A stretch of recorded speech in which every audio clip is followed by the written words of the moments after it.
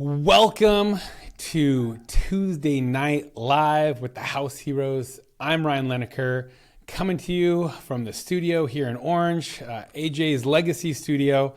Happy to be here. Happy you guys are joining me. If you guys are new here, this is interactive. Our goal is to educate and empower you all things real estate. We want to make sure you're not uncomfortable, not feeling queasy entering that housing market.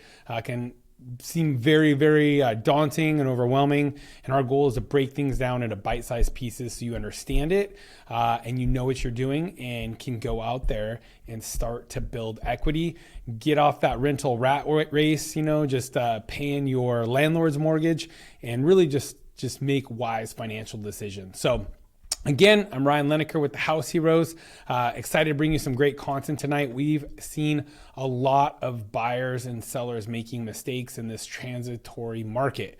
Now, inflation was not transitory, but this market is transitory. We are going through some changes and they're going to be short-lived, some of them. And that's what we're going to talk about, what to expect going forward, but more than anything, what we're seeing right now in the trenches. Today, we're going to bring you some seller and buyer misconceptions. This is actually majority of this is from an economist at Windermere Real Estate. His name is Matthew Gardner. This was really well written. I agree with almost everything in here. The only things I don't agree with are some of the market segment things, timing and stuff like that. Our local market here in Southern California is a little bit different than a broad United States approach. But this is fantastic data, so I'm really excited to bring it to you. If you guys have any questions, please give me a shout out, right? Give me some thumbs up, and then definitely just jump right in with any questions. I will be monitoring them right now. I'm on officially paying attention to the comments now. So anyway, so let's get on to it. We've seen a lot of mistakes both buyers and sellers are making in this market. It's costing them thousands of dollars.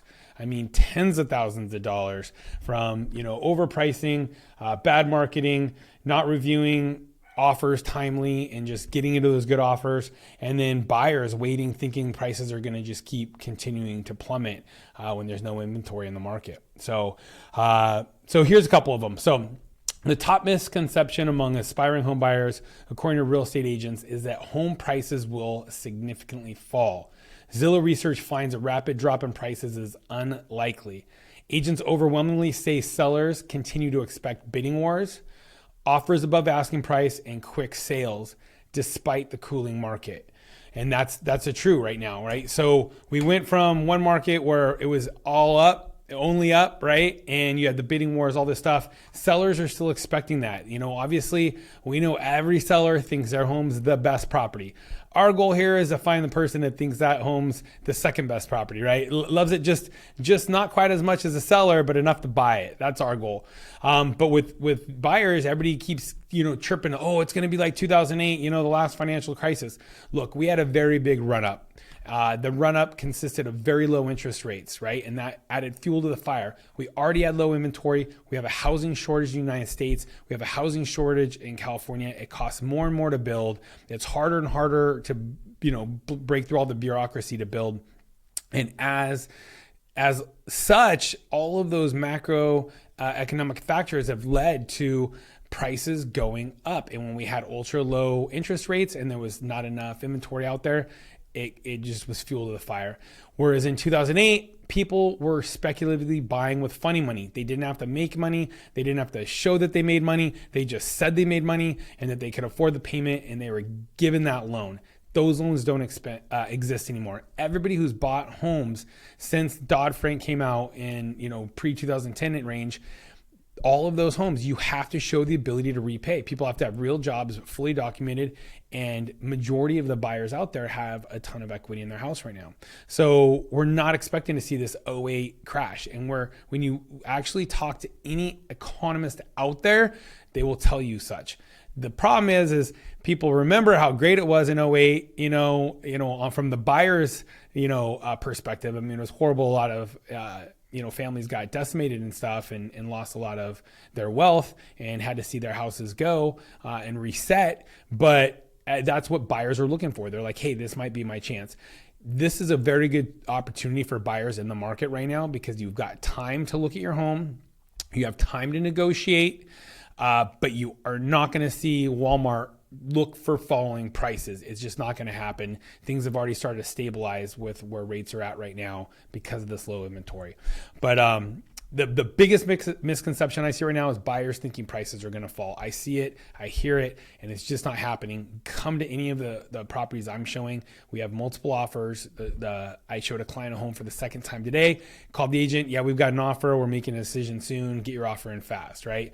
I've had every offer I've submitted for my clients in the last 3 weeks, every one of them has had an offer in on that property. And that's just what you can really expect out there. Now, are there bidding wars? No. People are holding, towing the line. We are seeing stuff fall out. So it's a good opportunity to be that runner up and scoop the home you want at the price you want. But it's not watching for falling prices. So survey finds first-time home buyers should line up financing first and separate their wants from their needs before home shopping. That's it. This is not your forever home for most people. I'd say if you're at a $3 million price point, it's not your forever home. Everybody wants that home that's just a little bit out of reach, right?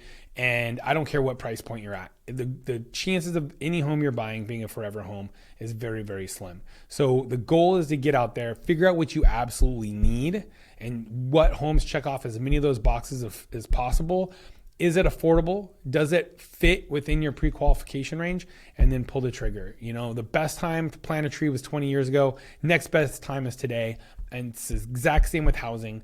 Best time to buy a house was 20 years ago. Next best time is today. So until you get in the market and actually buy that home, you're just stuck in that rental rat race and you're not going to be building equity. You're not going to get that start. So the sooner you get in there, the better off you're going to be. So let's see the next slide here. So number one, there is no housing bubble. So mortgage rates rose steeply in 2022, which when coupled with the massive run up in home prices has some suggesting that we are recreating the housing bubble of '07. But that could not be further from the truth. Over the past couple of years, home prices got ahead of themselves due to a perfect storm of massive pandemic-induced demand and historically low mortgage rates. While I expect year-over-year prices to be near flat in 2023, I don't believe there will be a systemic drop in home values. Furthermore, as financing costs start to pull back in 2023, I expect it will allow prices to resume their long-term average pace of growth. A lot of economists are expecting rates to drop back down in 2023. I've seen from the first quarter to the fourth quarter, but what's interesting is majority of economists that I'm following are saying that they expect rates to come back down in 2023. So the goal is get the house you want while you can look at the house, negotiate the house, get closing costs for your house, finance maybe some repairs into the deal, and then refinance later. That would be the goal based on what these economists are indicating that they expect to happen. Let's jump back in over here. So number two, mortgage rates will drop. So again, this is Matthew Gardner, economist of Windermere Real Estate. He's saying mortgage rates started to skyrocket at the start of 2022 as the Federal Reserve announced its intent to address inflation. While the Fed doesn't control mortgage rates, it can influence them, which we saw with the 30-year rate rising from 3.2% in early 2022 to over 7% by October. Luckily, we've slid off those 7% rates. We're seeing stuff in the sixes now, which is happy. I know that when things hit 5.5, that's when things get crazy again because there's just not enough inventory out there. So pay attention to rates, get pre-approved now. If there's a house that hits your needs list and you can get into it, I recommend doing it, if it's within your pre-approval amount, and then plan on refinancing later versus waiting until rates fall and then go to shop because there's not enough homes out there. It's like COVID shopping for toilet paper. Those shelves are bare. People got there before you, and that's what's going to be. Again, it's going to be the haves getting the homes they want, the ones with 20%, 40%, 50% down, all cash. And those that are first-time home buyers, 3% down, 5% down, they're going to be left holding the empty bag, making that rent check again. So This thing, so the Fed's efforts so far have yet to significantly reduce inflation, but they have increased the likelihood of a recession in 2023. Therefore, in early 2023, I, Matthew Gardner, expect the Fed to start pulling back from its aggressive policy stance, and this will allow rates to begin slowly stabilizing. Rates will remain above 6% until the fall of 2023. So he believes the fall, again, I've seen some that are saying first quarter, when they should dip into the high 5% range. That's when the market is going to catch fire. I know it. I feel it. There are a lot of buyers out there sitting on the fence. They say, oh, I'm going to wait till the beginning of the year. Oh, I'm going to wait till rates come down a little bit. In the meantime, we're not seeing any more inventory. When the rates hit that rate where they're like, oh, this is what I was waiting for, and they jump in, there's not going to be enough homes out there. While this is higher than we have become used to, it's still more than 2% lower than the historic average. So key takeaways there. Rates are still at all-time lows. Get in as soon as you can afford to get in. Number 3, don't expect inventory to grow significantly. Although inventory levels rose in 2022, they're still well below their long-term average. In 2023, I don't expect a significant increase in the number of homes for sale. I personally do not either. As many homeowners do not want to lose their low mortgage rate. In fact, I estimate, and I've heard this estimate quoted multiple spots, I think it was Fannie Mae or Freddie Mac had quoted it, but roughly the 25 to 30 million homeowners have mortgage rates around 3% or lower. Of course, homes will be listed for sale for the usual reasons of career changes, death, and divorce, but the 2023 market will not have the normal turnover in housing that we have seen in recent years. Couldn't agree more with all of that. Number 4, no buyer's market, but a more balanced one. So those buyers are expecting to come in there and just sweep up. Hey, there are some homes that have been on the market a long time. You might have some chance. I've seen some really bad flips. The Open Door CEO got fired this past week. I'm not surprised. I've shown some of their homes. They're just horrible flips. They missed the mark. They didn't update the things that should have been updated. They updated the wrong things. They overpaid for the homes. And, I think that they're going to take some big haircuts on some of that stuff to sell it. Or they're going to just flip it and turn it around into a rental, right? So, but anyway, so with supply levels expected to remain well below normal, it's unlikely that we will see a buyer's market in 2023. A buyer's market is usually defined as having more than 6 months of available inventory. So we do the market saturation reports and we look how many homes sold in the last 30 days and then how many homes are on the market. So if 100 homes sold in the last 30 days in a city, let's say you're getting ready to list your home in Garden Grove, California, I look how many homes have sold in the last 30 days. How many homes are on the market? 100 sold in the last 30 days and there's 200 homes. We have 2 months worth of inventory. Simple math, right? So when there's 600 homes for sale and 100 sold this month, then that is 6 months. And that is more into a where it starts to really flip from a buyer's market or flips into a buyer's market from a seller's market, right? So right in between the 3 and 6 months, it's a little bit more of a balanced. Anything less than 3 months is absolutely a seller's market. Right now, we are still in that 2 to 3 month range in most cities here in Orange County, LA County, Riverside County, and San Bernardino County. So a buyer's market is usually defined as having more than 6 months of available inventory. And the last time we reached that level was in 2012 when we were recovering from the housing bubble. To get to 6 months of inventory, we would have to reach 2 million listings. Right? So 2 million listings, we haven't had that since 2015. In addition, and this is nationwide number of listings, 2 million listings. In addition, monthly sales would have to drop to below 325,000, a number we haven't seen in over a decade. Although a buyer's market in 2023 is unlikely, I do expect a return to a far more balanced one. And that's what we're seeing, a much more balanced market right now. If you guys like what I'm talking about, please give me a thumbs up. What's up, Araceli? Thanks for joining me. If you got any questions, I'm interactive. Feel free to ask me. Love to answer any questions you got. Number 5, sellers will have to become more realistic. We all know that home sellers have had the upper hand for several years, but those days are behind us. And though the market is slow, there are still buyers out there. The difference now is that higher mortgage rates and lower affordability are limiting how much buyers can pay for a home. At the end of the day, it's all about affordability. Can a buyer make that monthly mortgage payment? The buyers are there. The pent-up demand is there. They want homes. They want your home. But do the rates allow them to be able to afford your home? And so that's where it's at. Because of this, I expect listing prices to, this is Matt Gardner talking here. Because of this, I expect listing prices to pull back further in the coming year, which will make accurate pricing more important than ever when selling a home. I feel like pricing has gotten fairly flat right now. It depends on the local comps. It depends on what type of house you have. Homes that are fixed up, turnkey, remodeled, they sell fast. And I'm not talking about just the lipstick on the pig, ugly flip that somebody did where they didn't touch any of the major systems of the house. They didn't upgrade any of the key components. They just made it look pretty. Those, I'm seeing a lot of those sitting. The ones that are truly done up nice, whether it was an owner occupied, when they had upgraded over time, or they upgraded because they were getting ready to sell, but they did a good job. And there are some flips out there that are done really, really well. I showed one last week. I was very impressed. It was done very well. A lot of attention to detail and foresight went into it.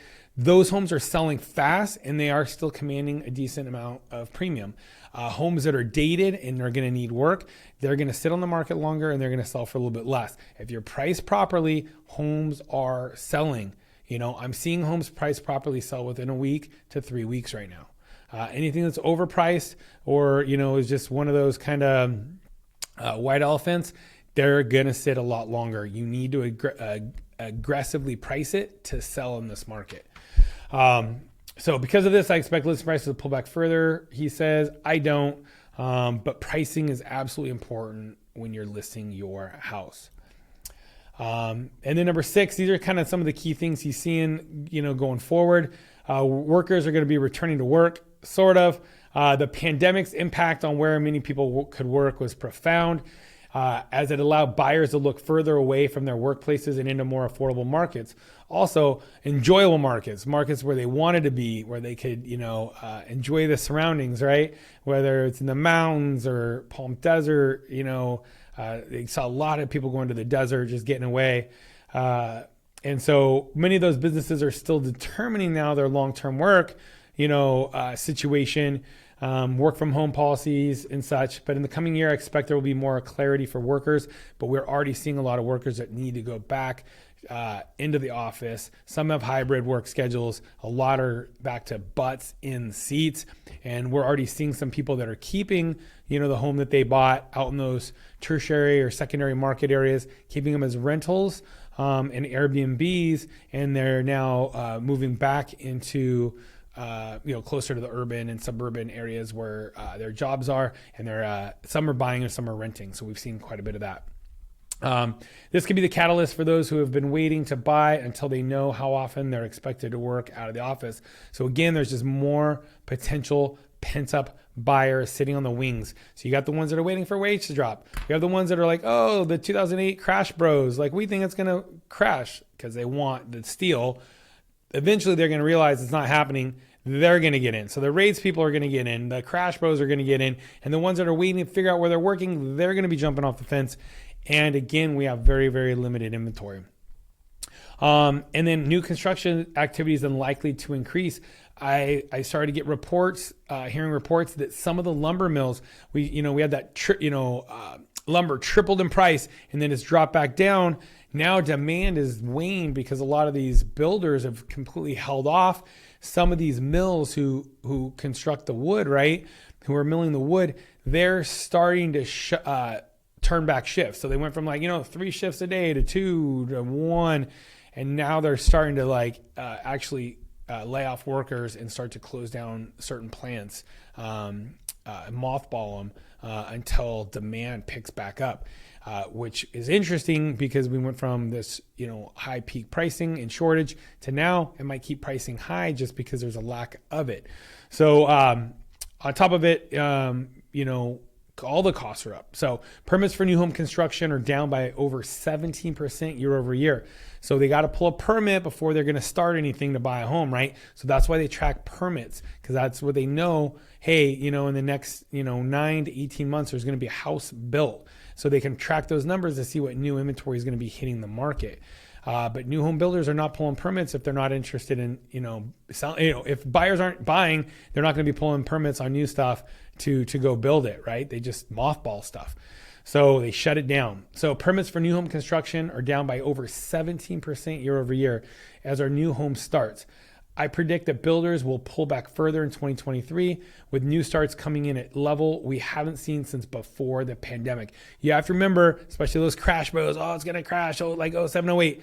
We were building more in 2005, 6, 7, and 8 than we have in 2018, 19, 20, 21. We aren't even close to those new construction numbers that they were pumping out back then. So for them to come even lower, we're going to have a bigger and bigger drop in the needed inventory. When you look at this, like 2 million homes a year we need to be going into the market, we're so far below that we are just creating a larger and larger deficit in housing units in the United States and absolutely in California as well. So that's one of our problems. We're not going to have these inventory levels come up. For some buyers out there, I hate to say it, but this might be your last chance to jump across that moat and, to really cross the river and go from being a tenant for life and becoming a homeowner.